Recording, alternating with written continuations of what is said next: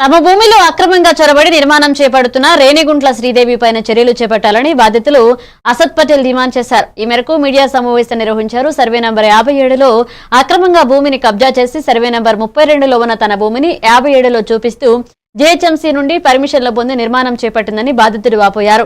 అడిగితే తమపైనే దౌర్జన్యానికి దిగుతుందని, దీనిపైన చట్టపరమైన చర్యలు తీసుకోవాలని డిమాండ్ చేశారు.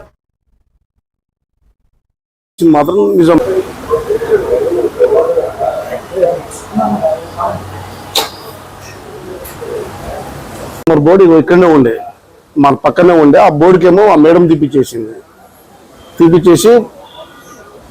ఆ బోర్డు ఉన్నది మాత్రం చూసింది మాత్రం నిజం. మేము చూసింది ఎన్ని సంవత్సరాల నుంచి? దాదాపు 10 years నుంచి ఉంది ఆ బోర్డు. 57 సర్వే నెంబర్ అని మొన్నటి దాకా ఉండే, కానీ మేడం తీపిచ్చేసింది. మేడం పేరు శ్రీదేవి మేడం. ఇలా తీసిందంటే మొత్తం ఇక్కడ మాది ల్యాండ్ కేసు కూడా పెట్టేసింది. దౌర్జన్యం నడుస్తుంది.